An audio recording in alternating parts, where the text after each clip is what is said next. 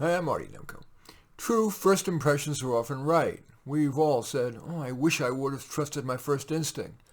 And then there's the advice on taking multiple choice tests. Trust your first answer. But when should you reconsider? First, let's talk about people. There are times you need to rely on a quick first judgment. For example, at a singles event, you've got to quickly decide who's most likely to be worth your time. But there are other times when, with little or no risk, you can take time to reconsider your first impression. For example, you might have a negative first impression of your boss, perhaps because of his or her distractedness or even appearance.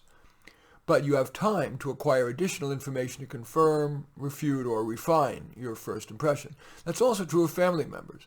They're probably not going anywhere, so it's worth staying open to the possibility that your first impression was wrong or at least incomplete.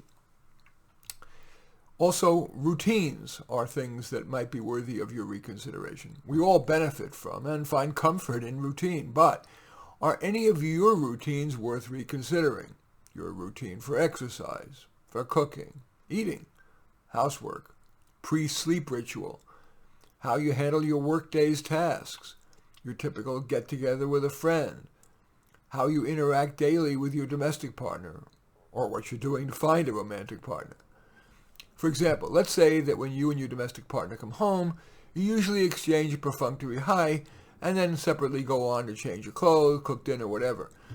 Is it worth reconsidering? Perhaps trying an experiment, such as starting with a kiss, whether or not you felt like it that day, and then taking a few minutes for each of you to describe what happened that day at work, with each of you really listening and, as appropriate, commenting or asking a follow-up question.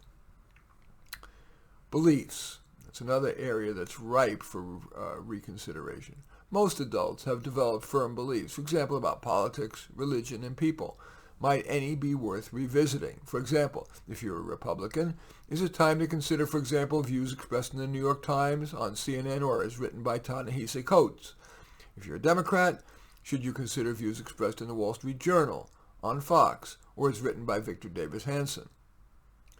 There are benefits to behaving reflexively. Your decisions are made crisply, your first impressions are usually right, and the routines and beliefs you've honed over the years are usually worthy, not to be lightly tossed aside.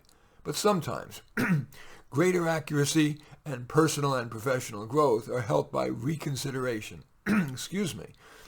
Does anything in this little talk suggest something that we should reconsider? Or you should reconsider? In any event, I do thank you for watching. I'm Marty Nemko. I welcome your thumbs up and accept your thumbs down. I always look forward to your comments and especially like you to hit the share button below. Share on your social media so that my efforts have broader impact. And I am flattered if you choose to subscribe to my channel. In any event, I do thank you for watching. I am Marty Nemko.